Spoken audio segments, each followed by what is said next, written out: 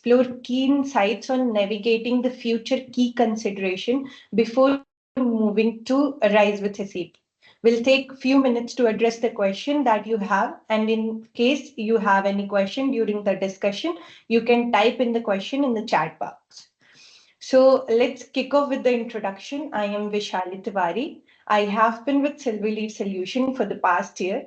I am experiencing a rewarding journey filled with learning and growth. I am serving the role of business development representative here. Along with me, I have my team members, Vanchika, Prerna, and Akshay. We are privileged to have Mr. Mayank Srivastav with us, the founder and CEO at Silverleaf Solution, and Mr. Shushruth Parthi, Vice President, Business Development and Strategy. They have a cumulative experience of 30 years across multiple OEMs. And we are honored to have Doug Gibson here with us. He is the SAP practice head. He is based out of Australia. Doug has 29 plus year industry experience, having worked with organizations like SAP, Oracle, and IBM.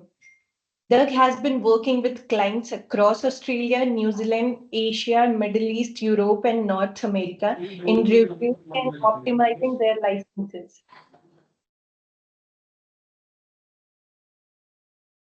Doug has successfully assisted his clients in reducing their overall spend with the vendors and negotiating enterprise agreements, advisory on their platform modernization initiatives, and developing cloud strategies.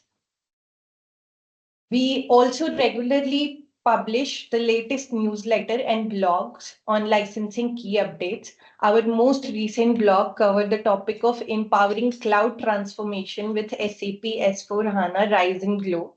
You can go on our LinkedIn page and read more about it in detail. So allow me to provide a brief overview of Silverleaf Solution. So the organization was established in 2016, headquartered in Gurgaon. We are a global, independent and research-based organization specializing in software licensing advisory, cost optimization service, software asset management, and cybersecurity and infrastructure service. Our primary aim is to help clients optimize cost associated with various multi-year software licensing contracts of Tier 1 and Tier 2 publishers. We are operating across India, US, Singapore, and UAE. We take pride in our expanding footprint and our valuable 8-year history serving a diverse customer base worldwide.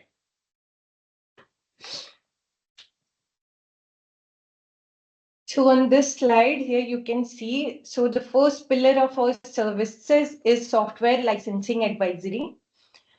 Providing this service, we have helped numerous companies across the globe to optimize their cost on multi-year software licensing contract. And that does not mean by giving them a cheaper service, but by helping them structure in a manner where they are able to save money.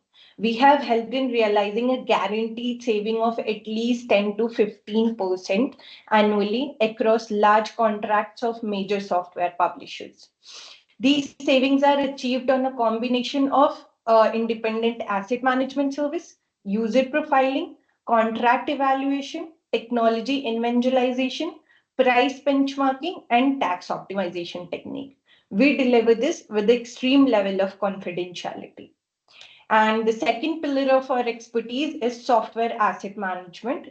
This is a managed service offering or can be done as a one-time exercise, which would help organization be on top of software deployment across publishers and be in state of 100% compliance. As companies have become more reliant on IT system, the complexities also increase, and even a minor technology problems can have a severe ramification for business. And IT failure, security breaches, and non-compliance can directly affect corporate reputation and perception, thereby creating a huge risk for the organization. Our SAM offering involves a platform-centric approach coupled with managed service and audit assistance. This would be extremely useful to you from enterprise IT risk management perspective. So now the third service, wherein we specialize in cybersecurity service. So cybersecurity is becoming a top priority for brands or both as businesses transform into digital entities. We provide cybersecurity solution that ensure secure application access and data protection through MFA, SSO, facial authentication, contextual access control, endpoint protection, threat intelligence, and incident response.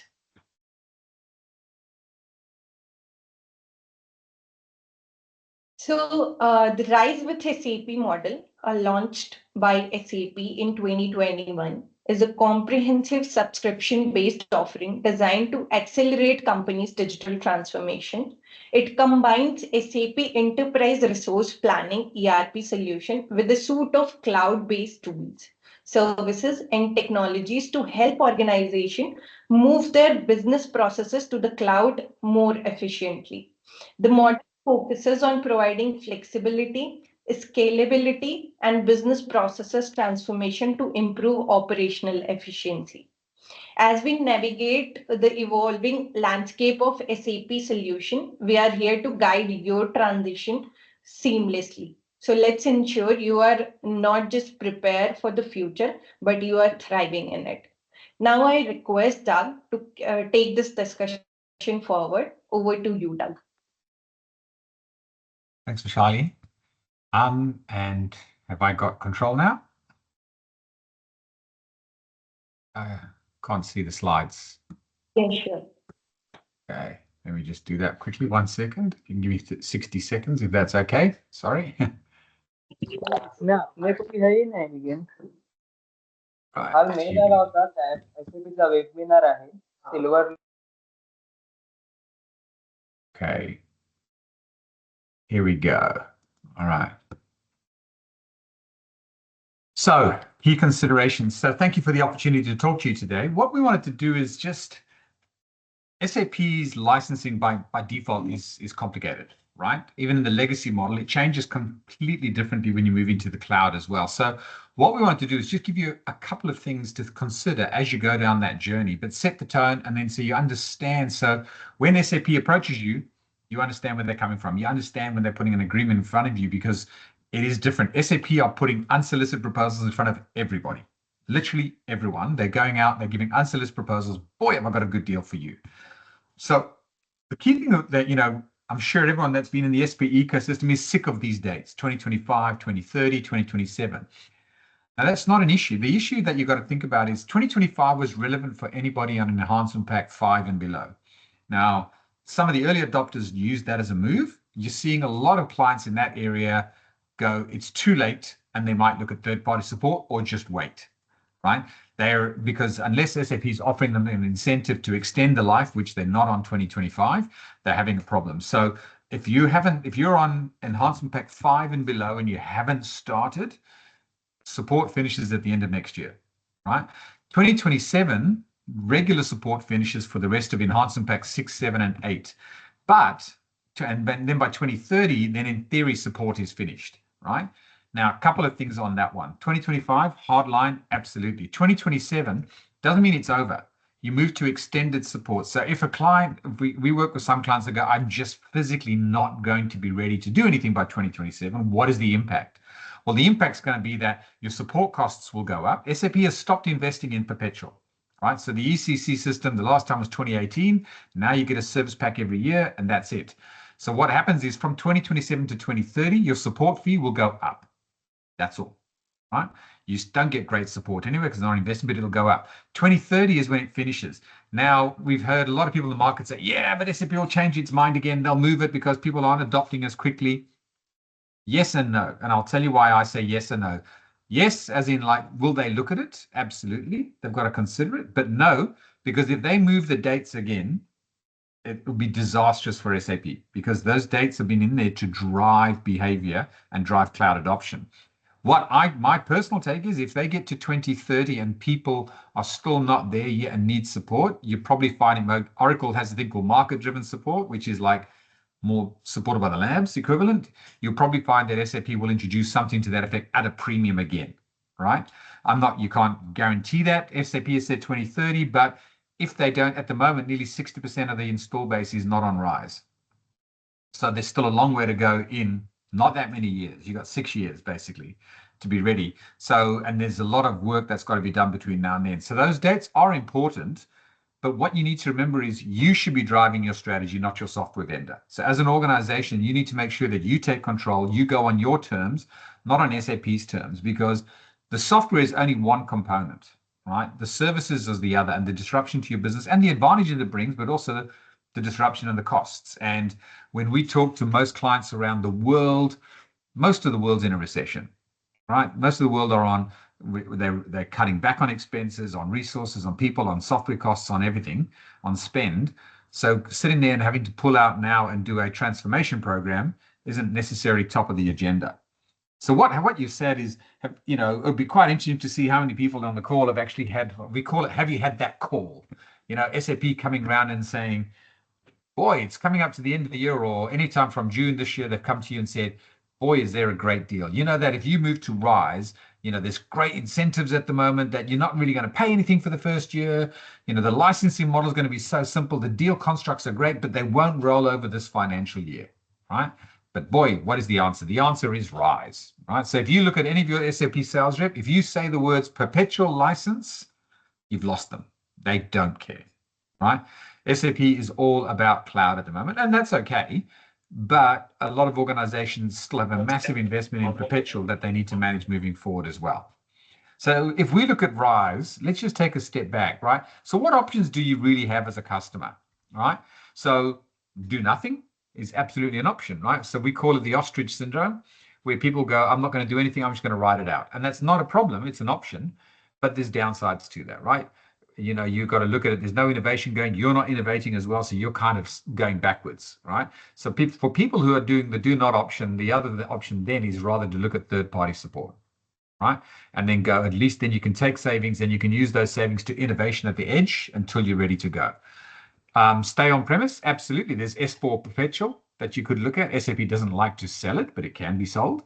So the discounts aren't great, but you still absolutely can move down that path. Do you move just over to a hyperscaler and do innovation on the outside? AWS and Azure will take it and help you up there, use their AI tools.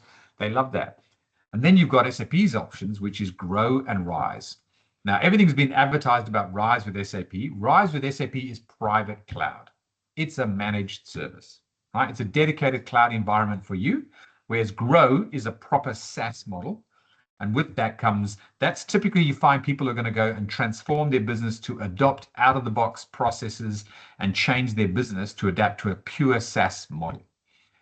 If you are new to SAP, that is the default, that you go to Grow with SAP. If you're a legacy customer, nearly every single legacy client is going with RISE if they move, because the customizations and all that sort of stuff and the processes that they want to move over and have a dedicated environment because it's simpler for them to do that. And they can do it either through a brownfield, bluefield, or greenfield. So, quick one to understand the operating model, because this does affect how everything happens moving forward, right? So this is your typical environment. You've got database management, operating systems, you've got your managed services, you've got projects, you've got licensing, and you've got either your own internal data centers or your hyperscalers. So in a perpetual world, so the world you're in today of ECC or S4 perpetual, what does it look like? SAP just manages the support and the licensing today. That's it. That's all they do. Everything else, that's up to you, right? So your AMS and everything that you take care of that with your contractors, your operating systems, and that is either you manage that yourselves through internal operations or you have partners that help you with that. And then you have your data centers. What happens here is this doesn't change. Whether you're on ECC or S4 Perpetual, this model will still be the same model for you. When you move to the RISE model, what SAP, the private cloud edition, they take on a lot more workload. But note on the right-hand side, you still need an AMS provider. You're still going to need basis people. You're still going to need security people. SAP talks about how they take care of a lot of things underneath. They do, but there are some things that they don't take care of. Right? So, for example, they'll release patches and release updates into the dev environment. You still have to move it into production. There's a whole lot of SLAs that are required that you need to be aware of. For example, we have a lot of clients who say to me, our standard is 5 nines. It has to be 99.999% uptime, not negotiable, because that's what we have on premise. And then I show them the price Because anything, SAP's default is 99.7. Anything over that, it's a 50% increase on a net fee. And it's amazing how many clients go, I'm adamant 99.9. You know what, 99.7 is okay, because I can't afford that extra justification for a downtime difference of 0.3. Okay. So what happens here is, so SAP's stated option is RISE, as we know. Okay. But then if you look at it, we've all seen these ones. The SAP talks about the traditional approach as well as the private cloud. But there are so many things to think about. The operating model is going to change. How do you size the infrastructure? Does a TCO stack up? What are some of those incentives that SAP is talking about? How do you factor all of those in? Right? So then we'll just go back here. Sorry, I apologize. I jumped. There's a lot in there that you need to factor. Now, what I want to do here is talk about the licensing and the cost models, because there's a lot of things that impact, but there's two big ones that jump out, right? So number one is you're going to move to a subscription model when you go to RISE. Now, that means that your perpetual licensing will be terminated. So when you do this, you negotiate with SAP that says, right, for the first 12 months, I'm going to be moving over. I'm going to have my perpetual licenses under support. And then as I activate capabilities in here, I want to terminate my licenses on the left-hand side so that I can get a credit that'll go towards my costs on my cloud subscription. That's number one. Number two is obviously it moves everything to a subscription model, but it changes. Now SAP says, oh, well, we've got a new model called the full use equivalent, which is so much better. It's so much easier. You can balance, you can do all that sort of stuff. The engines are there. There's derived pricing now, which is a lot more, which is basically, these are things that are worked out based on the net. They're not discountable. The only way you can influence these ones is get your lower price point on the other items, like your users, like your engines, because these derived pricing is things like you want DR. DR is 17% on top of the net price. So if your deal is $1 million, you want DR, it's $170,000. You want 99.9% SLAs. It is, if it's $1 million, it's another $500,000 per annum. Right? So these are all the things to understand. And then the issue is that you've also got t-shirt sizing. So when you go into a private cloud, SAP is going to have you on either AWS, Azure, or GCP, whoever your hyperscaler of choice is, but in their environment. So everything is tied to t-shirt sizing. Now, the challenge that you have is you have your full use equivalents, which is, if you think about the FUEs in the old licensing model, it's like the professional users, limited professional workers, logistics users, those ones. You have them, but it's tied directly to compute. They are separate. So that when you buy the FUEs, you get your base ERP, but it comes to compute. And this is where people get caught, right? So as an example, let's have a look here. See if this will work. Let's have a look at the FUEs, right? So your existing users are converted to a full use equivalent, okay? Now what they do there is, if you have a look at it, you have, for example, limited professional users today. You'll have workers and all that sort of stuff. So if you buy one full use equivalent, that'll give you one professional user. If you buy one FUE, it'll give you 5 functional users. Now, a functional user could be a worker, a logistics user, a retail user, one of those. Or if you buy one FUE, it'll give you 30 productivity users. ESS is a good example. But you'd need to buy 2 FUE to give you 1 developer. And now that's number one. So the first thing you do is you've got to work out your usage. Because remember, this isn't like a perpetual world. You're not doing a contract conversion. You are buying brand new. There's no conversion here. You buy brand new.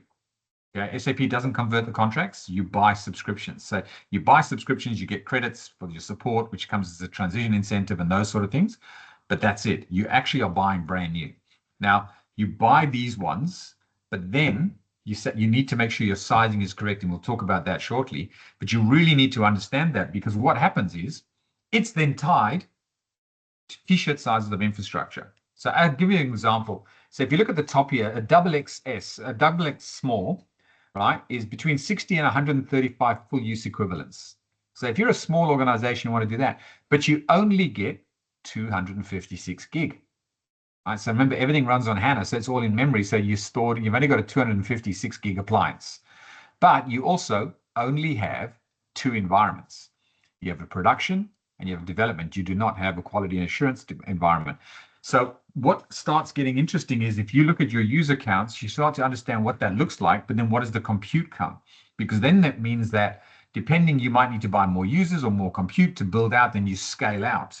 And it starts becoming very, very interesting when you start understanding the impact that the full use equivalent has, because it's not like you can just buy more users. They are tied to compute. You buy more users, you get more compute. You can't separate the two. So then you need to match them together. So let's use an example. So this is a client example, right? So on the left-hand side, this is their requirements. So requirement number one, I have 4,000 users in the current licensing environment in my ECC, right? I want to move those to a full use equivalent. So, they had 3,300 functional user equivalents, which was limited professional and logistics users and worker users. They were the functional user base. They had 3,500 at a ratio of that gives them, they need 660, right? So they end up needing 945 full use equivalents. The requirements that they need, they've got a 5-tier architecture. They need a 4 terabyte environment. They need pre-prod, QAS, dev, and everything. 4 terabyte, and the dev of a 1 terabyte. And then you've got your application servers. That is to support the environment. Now, if we look at that and go, all right, great. So now we have to calculate the delta between the T-shirt and the requirements because, oh, hang on, what's going on here? Apologies, I don't know what happened there. This one here, let me see if it works again. Okay, there we go. So so what happens here? So if you look on the top, if I went the 945, if I went for that, that'll fall in a small T-shirt size at the top here, but that only gives me a 512 gig. I need 4 terabytes. So I've got that, or I can go for 1,000 FUEs, which is a bit higher up, but what it does do is my unit price does drop, but it gives me a terabyte. And then I have to then take, okay, so if I've got that, that gives me my rise, so it gives me my base terabyte. I now need to build out. And now I have to say, well, I need 12 memory extensions for my production to get me to my 4 terabytes. So there we go. That's the green line here. That takes you through there. I've got to buy that. Production memory extensions, non-production memory extensions, application servers, all of these. And you have to build these out. So when people say, oh, it's about the users, SAP would say, well, you only need 945. And then you've got to look at it. So we had a client in Canada recently who they needed 3,500 full use equivalent, but they had 6 terabytes they needed to get to. So that doesn't work. So what SAP did is SAP basically said, well, here's your 3,500 FUEs and let's scale out. And what we mean by that, all these memory extensions that we're talking about here, all of those had to be scaled out. We looked to get them to the 6 terabytes. What we did is we analyzed that for them, and we actually worked out by moving to rather buy 6,000 full use equivalents, it would give you a 6 terabyte hardware environment, plus you'd build out some extensions. By taking that approach versus the approach of a massive build out that SAP said, saved them $4 million at list price per annum. So you have to take the time to understand this because this becomes your foundation. Once you've got this in place, it's locked in. Right? Then you can't take it back anymore. You can't roll it back. So you need to size this correctly because if you don't, you can't remix or rebalance out of this thing. Once you've got it, this becomes your foundation. All the other options that you buy are extensions that wrap around it. Those you can, but the rest of it is once it's in play, it's in play. Okay? So it's simple enough, right? So how do you work out how many FUEs you need, right? So the first thing SAP does is SAP will come in and say, we need to run the STAR report. If you give us the STAR report, what that'll do for us, that'll let us size up your requirements. So a STAR report is the SAP Trusted Authorization Review, or it's another thing is called is the Object Analyzer Report. So everyone goes, not a problem. I've done my annual declaration, my SLAW, and my USMM. We're all compliant. That's not a problem. Let me go and run the STAR report. SAP comes back and says, well, we've analyzed your STAR report and everyone looks at, they've got to move up a level because whenever you're not compliant, they move you to the next level. All you use a professional now. You go, but that's not possible because they've been assigned correctly. My SLAW report, I passed my last audit. Now, remember, when you do an annual audit, when you share your SLAW and your USMM, it's based on how you've allocated user licenses. The STAR report looks at authorizations and usage. So what it then does is it goes, well, hang on a second. We need to assess it based on authorizations and usage. And based on that, this is what it is. So the challenge then comes here is you've now given something to SAP that in theory, you've shown them that you're non-compliant according to how they would measure this, right? So everybody gets the what moment, right? So then what happens is two things happen. Number one, you can get an inaccurate FUE sizing. You can potentially be over-scoped for the work or under-scoped, depending on how you want to do it. And if you decide to not move forward with SAP, you've got a compliance issue because they go, well, these guys are all authorized, so they need a license. So we need to update you. And then you go, well, that's a lot of money. And they go, but we've got a deal for you. Let's move you to RISE. Okay. And I know it sounds silly. We have seen this played out on numerous occasions when our clients get us engaged to try and stop this. Now, the big thing in here as well is we have some clients who say, but I've already given them a STAR report. Am I finished? No, you're not. Right. So what we do is we work with you to understand what your actual usage is. Then you craft a story back to SAP and say, SAP, yes, we know, but on the journey, this is going to be part of our program and how we're going to fix it. And we'll work through with that. And then you're buying for your end state. You don't buy for where you are today. You're buying for your end state. And you work with SAP to say, within 12 months, I'll be at this end state. If you're not, then you've got to buy licenses more. But your goal is to work towards that end state and manage SAP. So how do you avoid creating leverage? Just to close off this one before we open up some time for some conversation and some questions if anyone has any, right? So number one, how do you avoid creating leverage for SAP? Make sure you understand all the rules and changing contracts and commercials before engaging SAP. It's like a game. You need to understand the rules of the game before you play the game. So everyone here knows about politics. So I'll give you a very good example. By the time something gets to the Senate or onto the House where people vote for it, everybody knows about it. By the time you give something to SAP, you need to know the answers. There should be no surprises to you, because if there are, there's an issue, right? You need to know the answers because that's how you can challenge SAP to make sure you have the best possible agreement in place to protect you. Three things you need in an agreement: certainty about price, you need flexibility, and there was another one, sorry, I've completely because I'm looking at the notes here. So, but what you're looking for, you need flexibility and certainty in your agreement. Flexibility because the world changes, and I want that. And you want certainty because I want to know if I do something, I know what it's going to cost me. I know if I go over, this is what it's going to be. So you need to also understand the pros and cons of going to RISE, going to HANA Perpetual, or doing nothing, because they all have pros and they all have cons. It's what's right for you. There's not a one size fits all. SAP wants everyone to be on the same thing. It doesn't work that way because it doesn't take into account industry challenges that you're dealing with, the dynamics in your business, where you're at, your appetite, market conditions. So you need to understand all of those and see how do they fit into it as part of your roadmap, right? You need to understand how flexible your licensing currently is. What can you do? We have a client recently we're working with where they said, I want to take some time and SAP can just wait. But they were on a term license. So the SAP can't wait because their term license expires in May 2025. They do not own an asset. So SAP literally just comes back and says, here's an email saying, thank you, as of May 2025, if you are not moving over, you no longer have access to the software, we will be turning it off. Right, so understand your licensing and the flexibility in your licensing. And also understand the various incentives and how they play into your strategy. Now, what I mean by that is SAP talks about the transition incentive.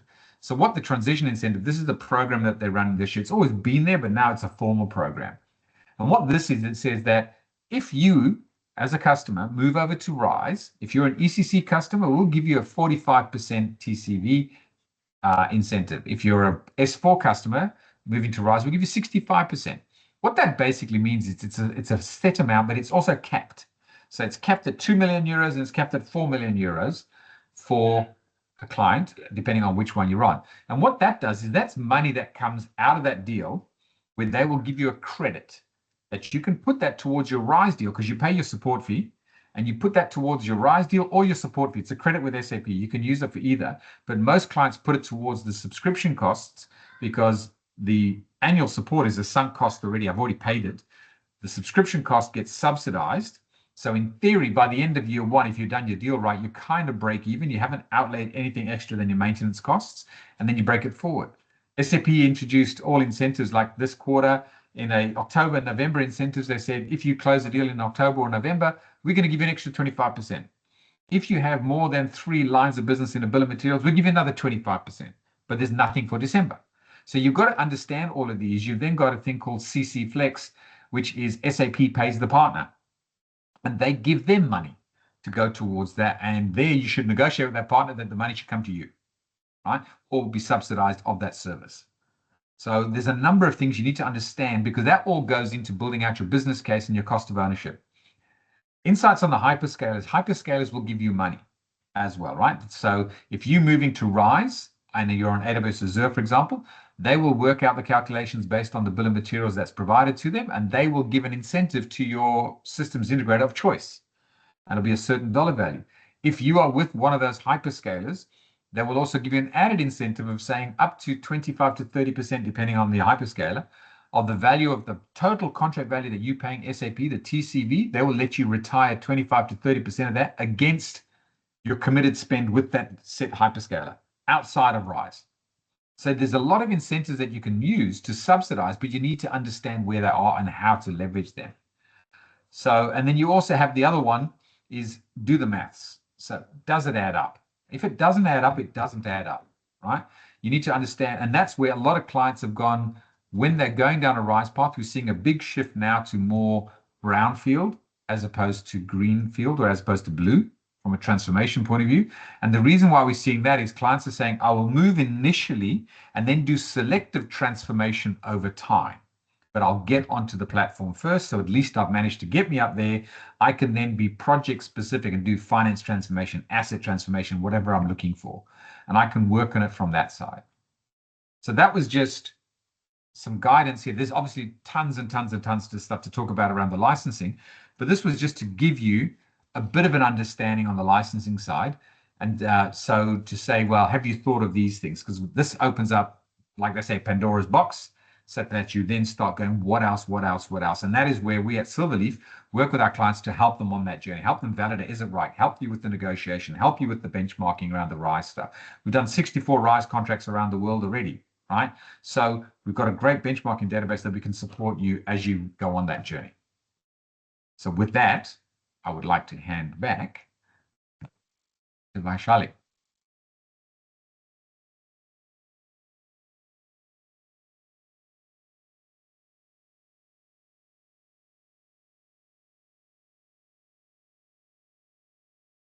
Did we have any questions? Does anybody have any questions that they'd like to ask? If not, you can just put it in the chat and we can answer them. If you've got no questions, that's okay. You can always reach out to us afterwards. But if you've got any questions, now's the time to just put it in the chat and we can see if we can address any of them for you.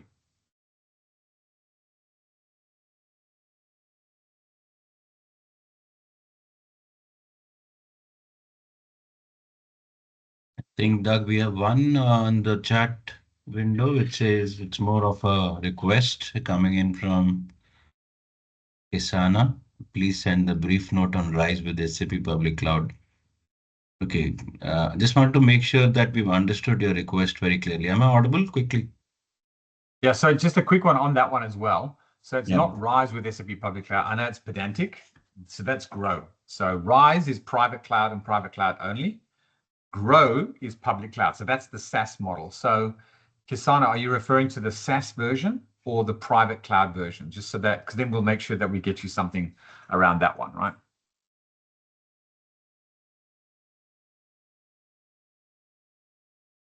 I think you're on mute, Kisana. If I can see, you'll have to unmute.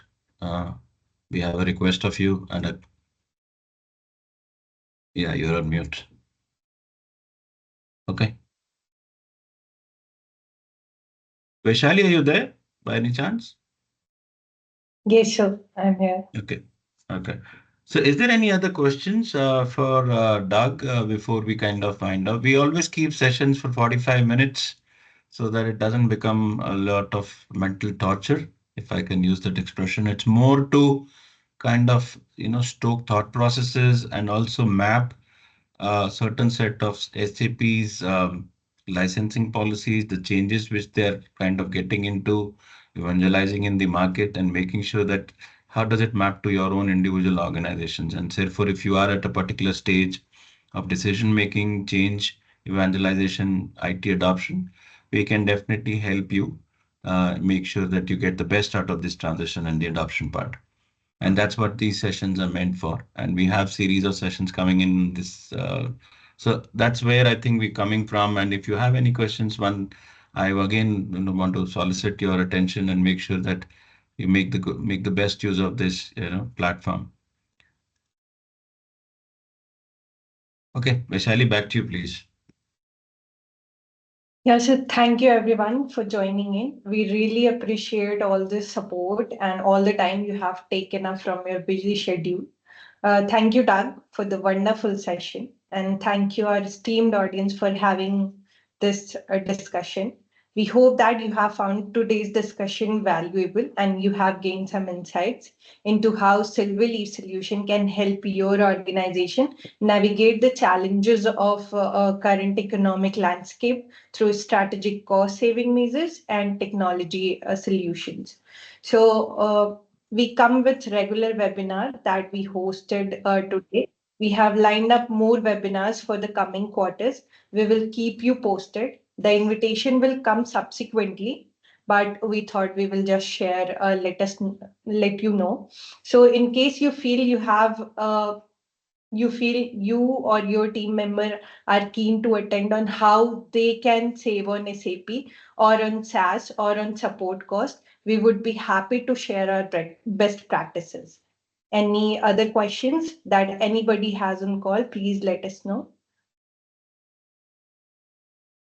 And we will also be available at info@silverleafsolution.com. So thanks a lot for joining in. Bye-bye. Thank you, everybody. Have a good afternoon. Thank you. Bye-bye. Thanks. Bye. Thank you, team. Bye.